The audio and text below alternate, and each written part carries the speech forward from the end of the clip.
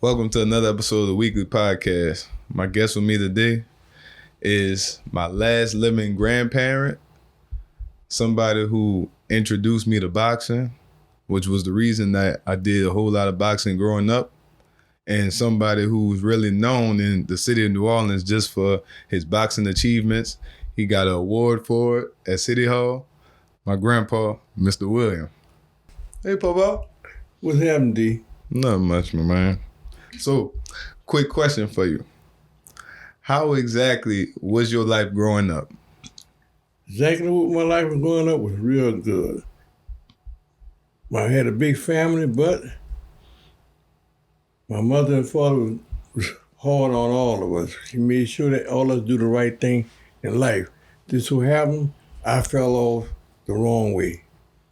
But I rebounded on, and I bettered my conditions. So how you went about it the wrong way? Like, what led you to the mistakes you made in your life? I wasn't a follower. I always was someone who wanted to lead all the time. For instance, I played baseball from the age of 9 years old all the way to the age of 16 years old for Mr. Dookie Chase had a team, and I was living in the ninth ward. I used to walk from the ninth ward to the seventh ward every day just to be on that team. Then we went statewide, and I played on a team with his son, who's dead right now. His name was Edgar Chase. And all of us used to be together all the time. You see one, you see all of us. All right. Dookie Chase, like the restaurant? The restaurant. And every time I was past there, his mama used to say, call me Skinny Man. She said, Skinny Man, you better go home. It's too late at night for you to be in the streets. And I said, yeah, Miss Lil, I'm going to my house. But you didn't go home? I did go home, because what she said meant law, because she called my mom, and my mama put out an APP on me. When I get home, I had something to deal with. Right. And you is the oldest out of how many? I'm the oldest out of 7, and my 2 older sisters, it's 9 of us all together. I'm the oldest boy. Right. And how was that with you growing up with all of them younger than you? It was the same. Everybody did what they want to do and did it the right way. They stayed out of jail, but me, I went to jail for it. But I learned a lot. Right. So what you doing 20 years, how exactly was like you able to deal with that and just get through it? While I was in jail? Yeah. Well, when I went to jail, it was hard. It was in the early 70s. And during this time, some people don't know, but they was cutting sugar cane in Angola. And I was in the field, and the warden came in the field on the Saturday and said, did anybody know how to run a machine that take parts of people's body, X-ray machine? I told him, yeah, I don't know exactly, but I have had some experience from being on the streets. So they brought me down to the hospital, and I messed with his little boy, and I shot the films on his little boy's leg and all that. And they took him to Baton Rouge, and they took me back down to the dormitory. That Monday morning, manager came to the dam where I was at and told me, don't worry about the field no more. You got a job as long as you're here. So I didn't figure what's going on. Everybody looking at me all crazy. But I took care of his son's leg.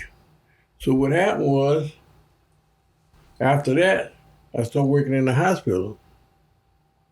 I worked at the hospital the whole while I was in Angola. I went to the field several times when I didn't agree to what they was trying to do, so I was developing, so they did put me in the field, but they never did let me stay in the field. I hate to say it was kind of like a privileged character in Angola among all those convicts and people who had bad advice, which I can't brag on myself because I went to jail for some bad things myself, but I had enough time to think about what I was doing in the 20 years I was there. Right. So they came, I had a friend from Lafayette, Louisiana. He was a boxer.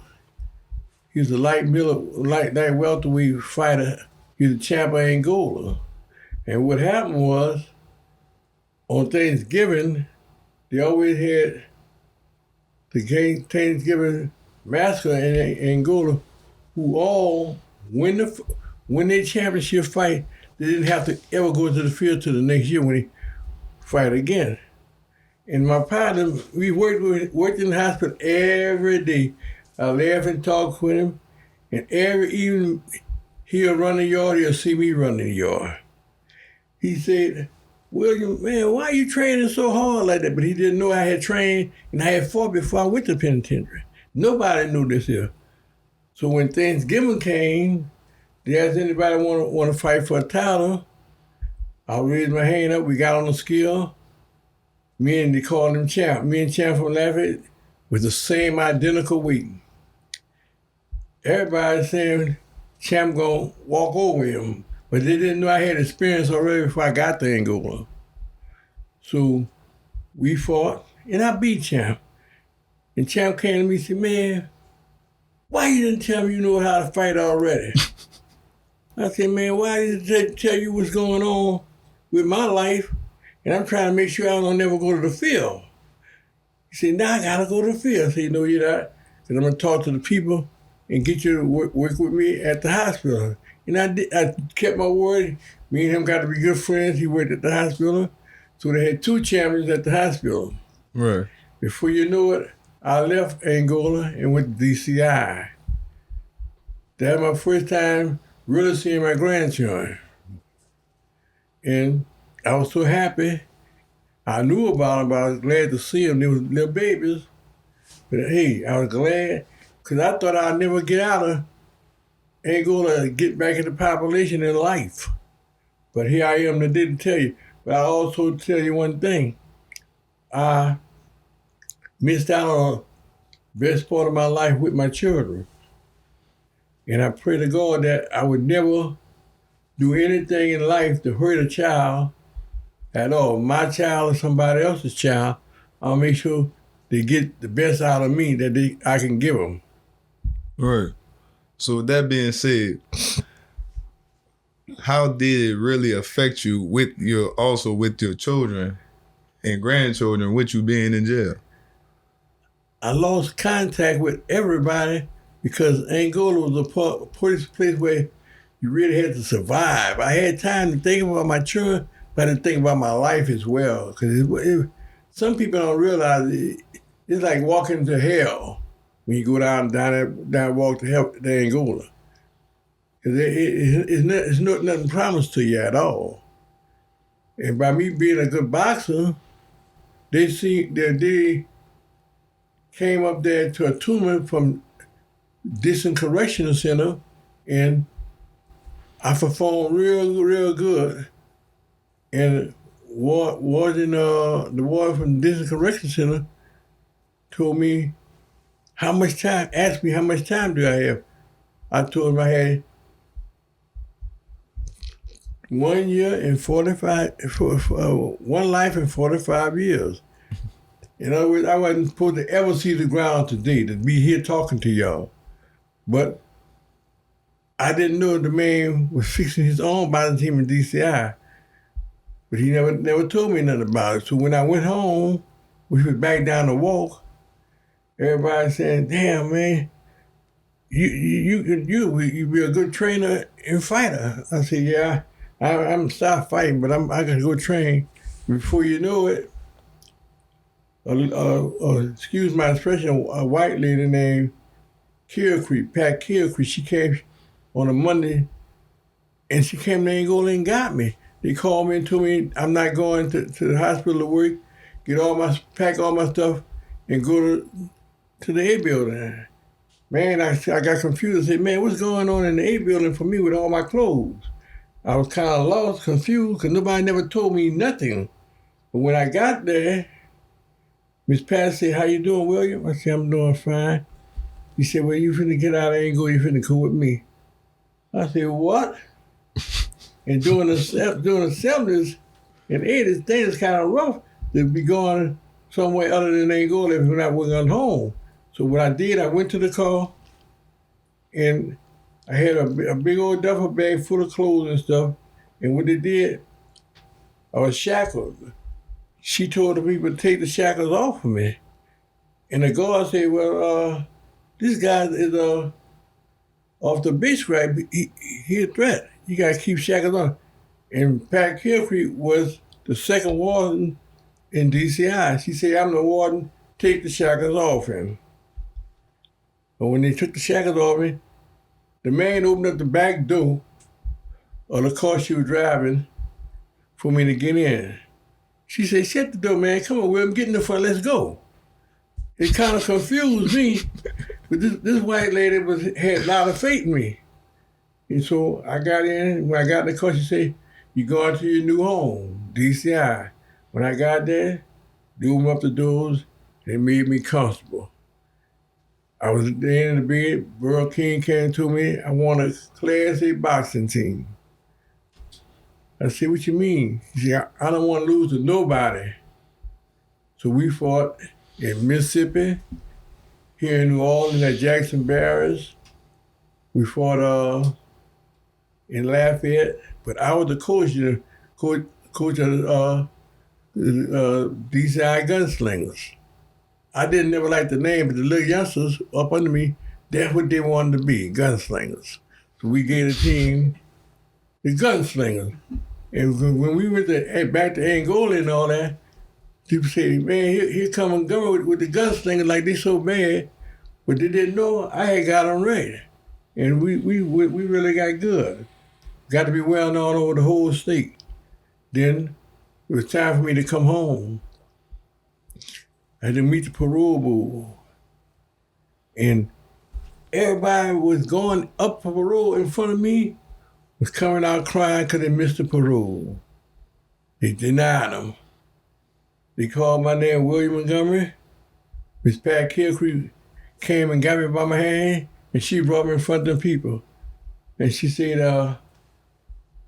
I want to speak for Mr. Montgomery. I make a request that y'all give him a request to go home, even though he got life in 45 years, but he ain't did 20 years, going on 21 years. The man don't supposed to be locked in penitentiary. He was a young person that made bad mistakes. And the guy said, that's all you got to say? Mr. Montgomery, you got to say? When I was about to say something, Pat turned around and looked at me and said, shut up. And the white lady told me to shut up. I looked at her, I followed orders. I went and sat back down. The man come saying, well, we got one person out of 20 persons made pardon. And it's William Montgomery. I wanted to disappear. I'm going home. So now I go back, and the time that beat me back to the dormitory, all the guys in the dormitory said, damn, they called me Money. Damn, Money, you going home, huh? I don't know how they found out, but they found out in the dormitory before I got to the dormitory.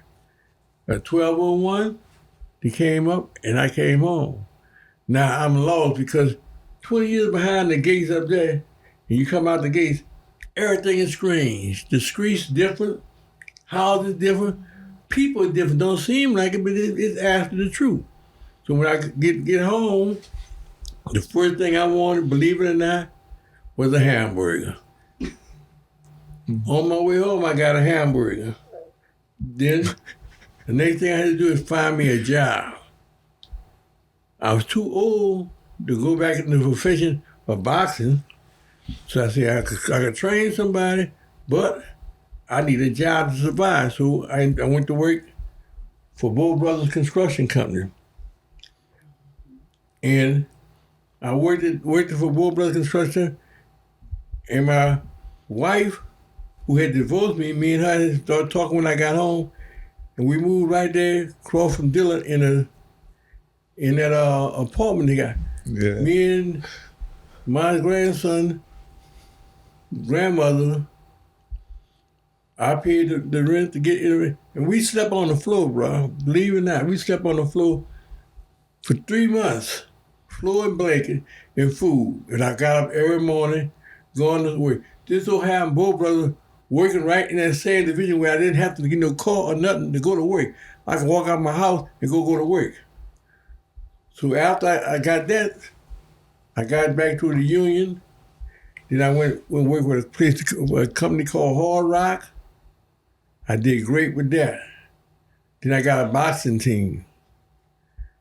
I got a boxing team up there up in the third ward called the Al's boxing team. He wanted to know how long it would take to get the team ready. I said, ready for what, man? Because I'm new to this. He said, I want y'all to fight on the USA Boxing Association. I said, what? So they introduced me to the USA Boxing Association.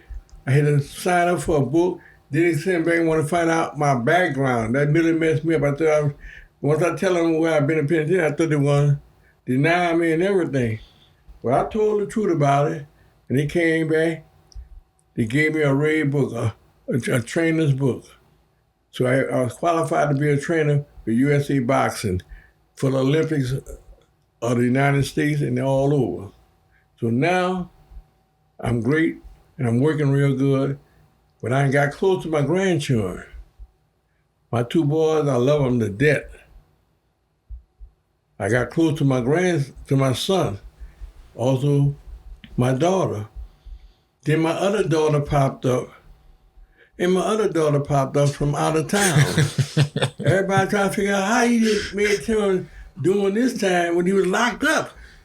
But that was done before I got locked up. So when I met everybody was good.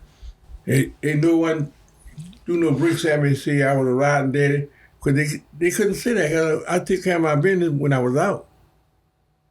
Because my daughter, her mom used to go to work, and I used to keep her.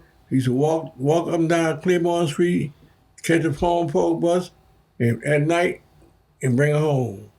I'd go to work that next morning, no call, me and a bag of cement finishers, which I'm a cement finisher.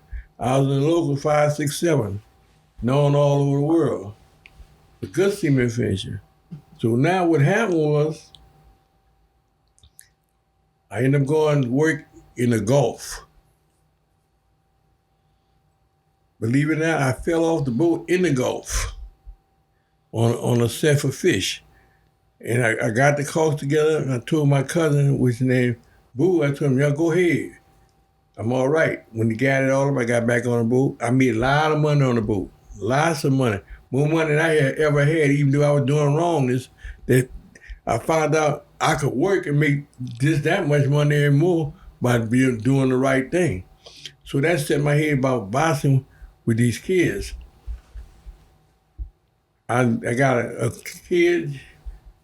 She had finished college and wanted to be a doctor. I got another guy. He finished at Sun University.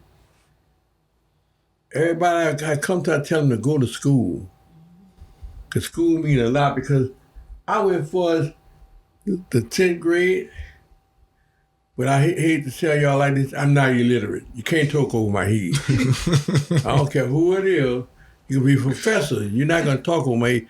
I'm going to wiggle it around to understand exactly what's going on. Then after that, here come Katrina. Where's my grandson at? Where my daughter at? Where my son-in-law at? Nobody to be found. But me and my wife, we got married again. I had a lawsuit. I won, paid off the house, got me a truck.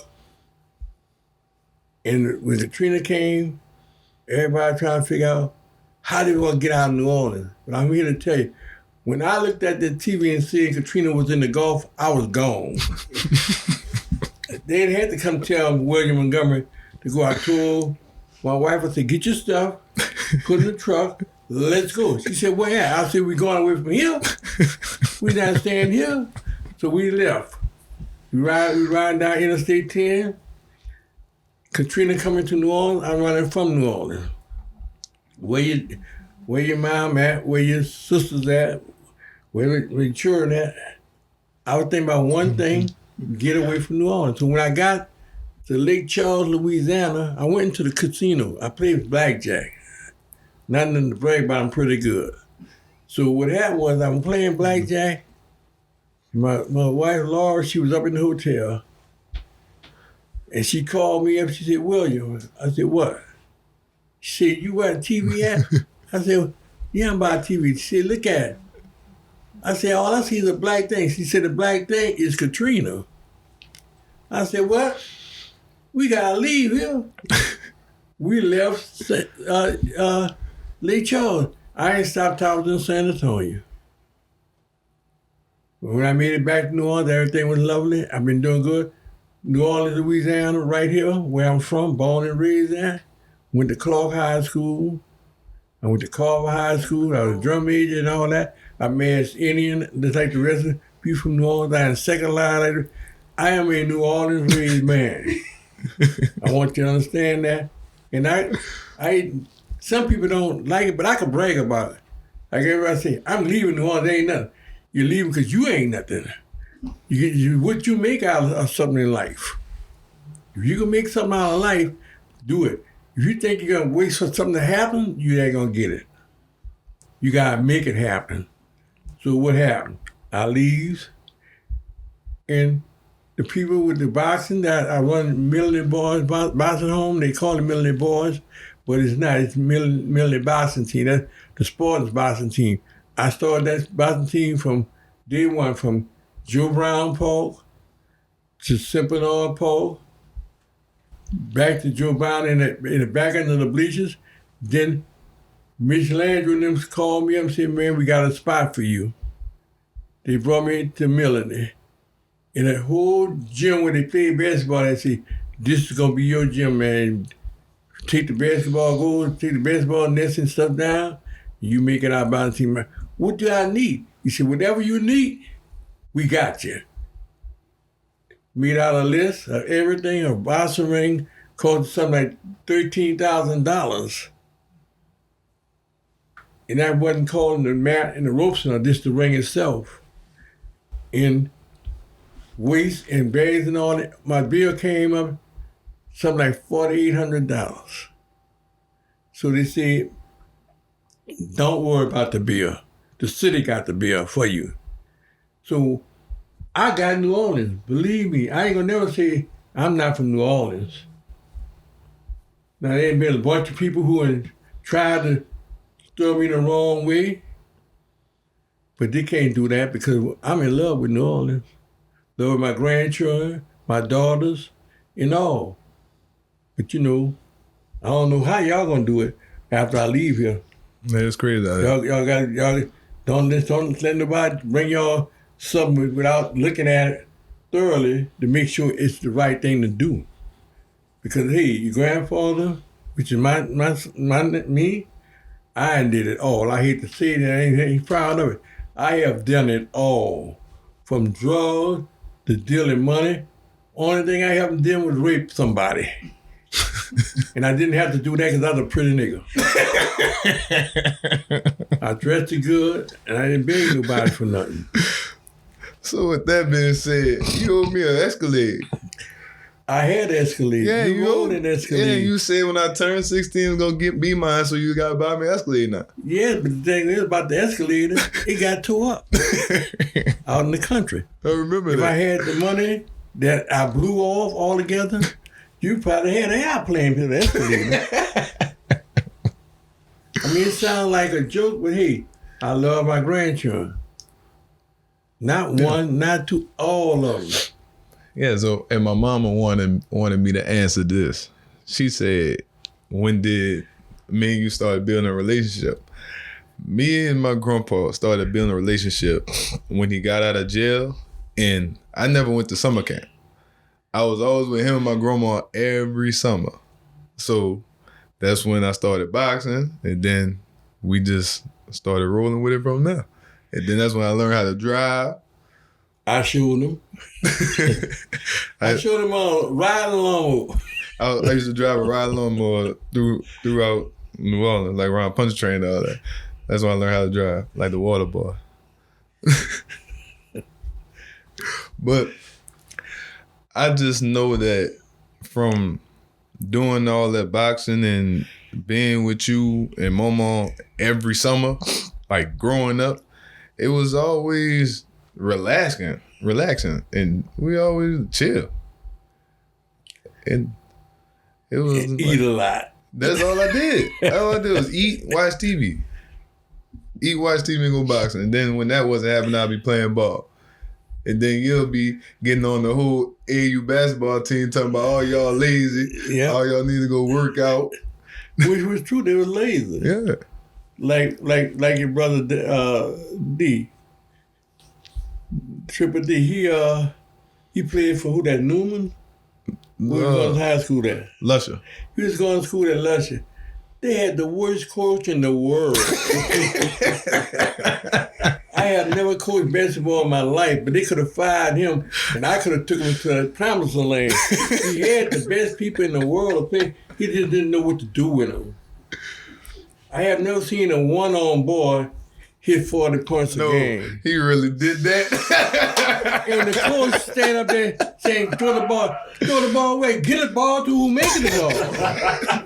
And the coach got mad with me because I told him, I said, man, you ain't no coach, you dummy.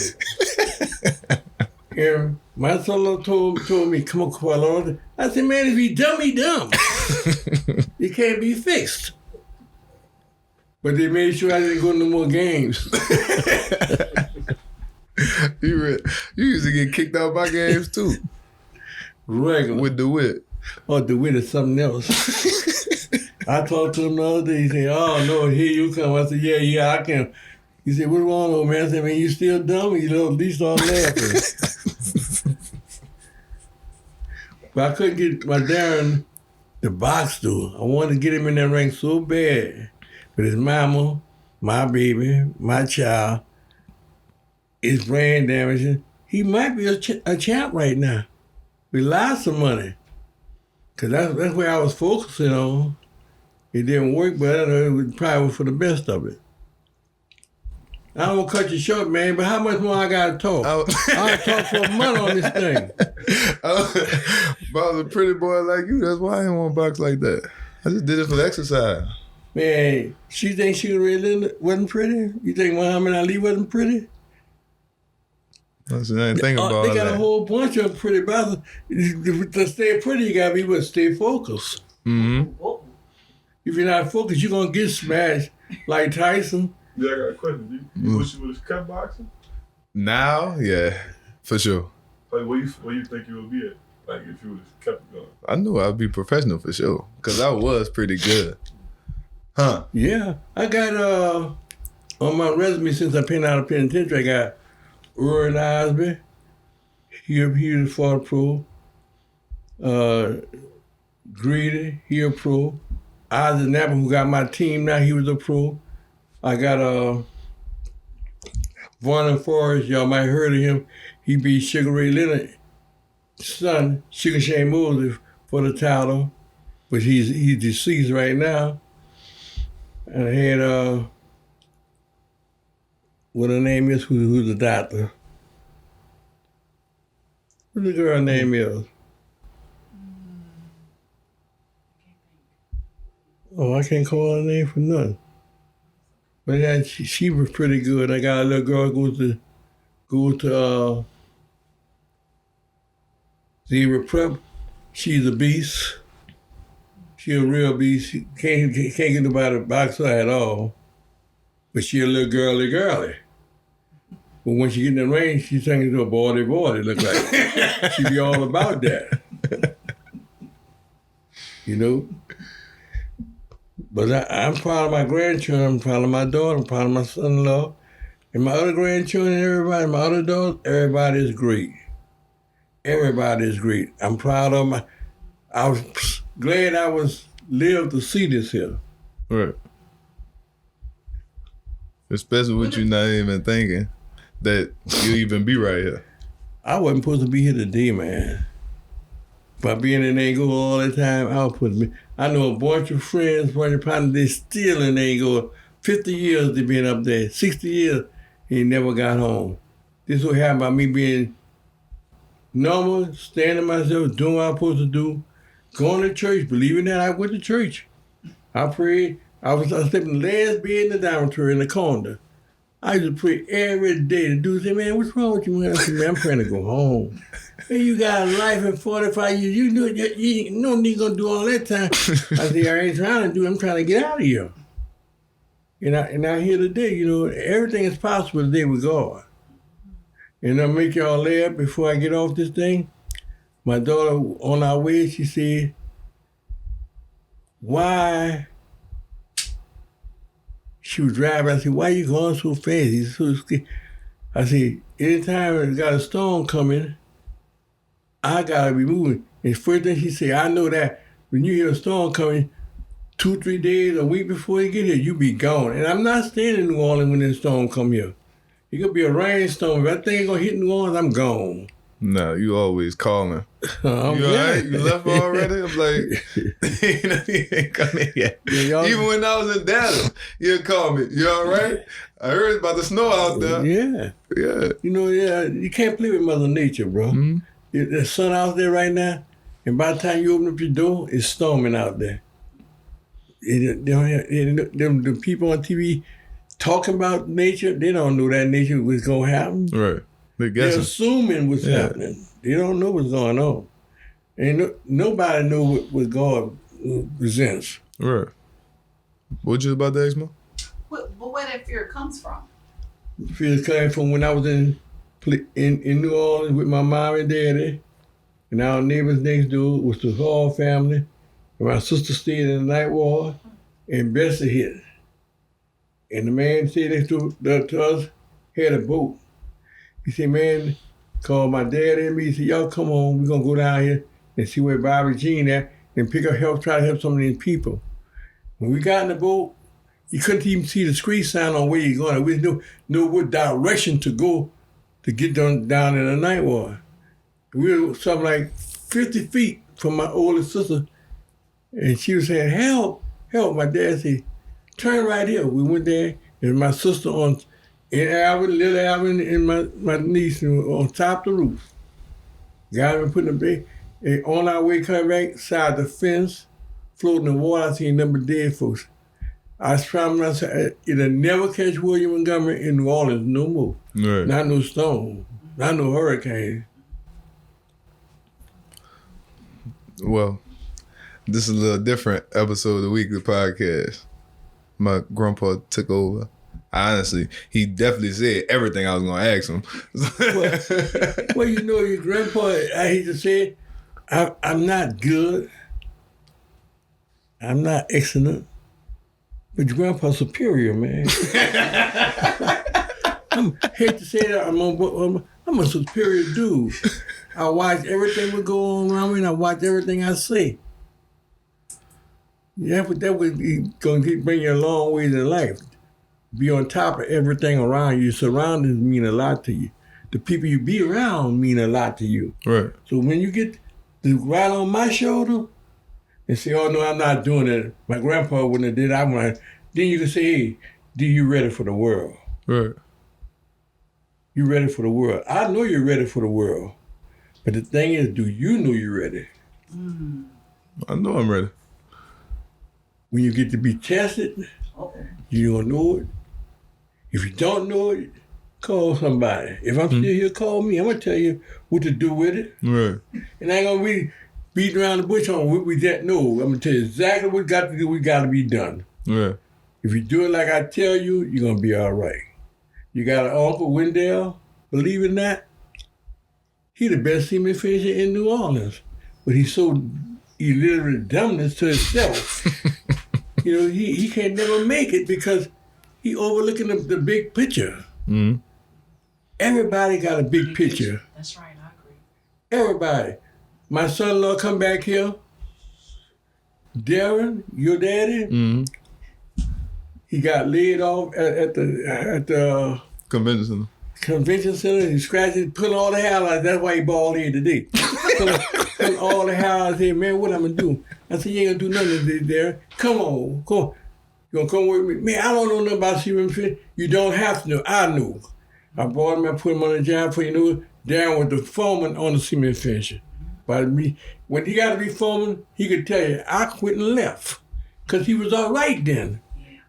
The people liked him. Everybody listened to him. I didn't have to hold his hand no more. Mm-hmm. Wendell, I don't have to hold his hand no more. I still be trying to tell Wendell somebody's like talking to that wall.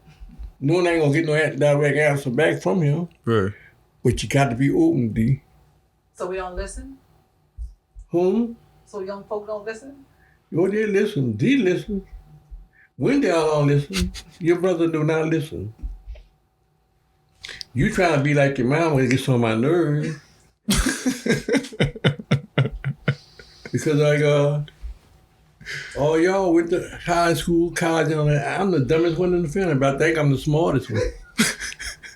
I ain't nobody, I'm using the word ain't, that's a bad habit, that's the wrong word to use. Nobody could see X amount of dollars, bills, money, and had no money in me in our family. But my brother, Will, that's the first time I seen $1 million in my life. Will had $1 million in a suitcase, a little suitcase. I said, what? $1 million? I looked at it, all $100 bills coming out of New York with it. But hey, that's how we lived it. My dad and my mom always took care of me, made us live good. Live good. Right. I hope that I ain't got to hope. I know you're gonna do it, and I don't know what Darren is gonna do. Darren, wild man. I'm telling you now, your little brother wild. I know he is. Yeah, He's gonna be all right. I know he's gonna be all right. I know it. So the first time we get his head bomb, I'm gonna go rescue him. Then I'll be sending him out and talk to him. I can't talk to him now because it's like talking to that wall there. Right. But when he have the wreck, which I hope in God he'll never have a wreck, but he gonna be all right. Cause he got his mom and dad in you. Mm-hmm. And you got your cousin Clarence gonna look out. The Clarence worse than me sometimes. Mm-hmm. You know? Cause Clarence, hey, you was a baby, you know, me and your mom went through some change with Clarence. Mm-hmm. That's why people think that's his sister than his cousin. Right. Cause she kind of helped raise Clarence. But Clarence started off being a crook, man. Here I am, this dude getting off the conversation. I come out of Angola. I'm sitting in my wife and them house, and the people breaking the house. Police everywhere, around the block, up the block, on top of the house, everywhere. And here I am, this guy ain't going. I said, Lord, they must be coming to get me.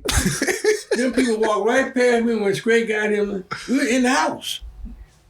Took a shoebox full of money, dope and all that, guns. But if they asked me what I was doing there, I think I went to jail because I had just got out of jail. But I got to give it to Clarence. Clarence took his lick. He asked me what to do when he was out. I said, Clarence, you ain't going to beat him. You have to go ahead, go to the penitentiary, do your time, and come back and try it again. Right. And that's what my nephew did. Right. You know, I really love him. He ain't no humbuggish person, but you can't cross this line because you're going to have a problem out of him. Right. I'm going to get him on here soon, too. Huh? He going to be on here soon. Yeah. But you not trying to, don't sell my business to the people now. If you do, I'm going to sue you. Man, that's another episode of the WeakLEE Podcast. Everybody, your mom and everybody been trying to get me to write a book. This is your book. This is your book right here. This is another episode of the WeakLEE Podcast. Right here. All right. I'm off and gone right now because I want to stop it where I get some paperwork did. Tune in next week. And this is the WeakLEE Podcast. Be sure to like, comment, and subscribe. Tune in next week.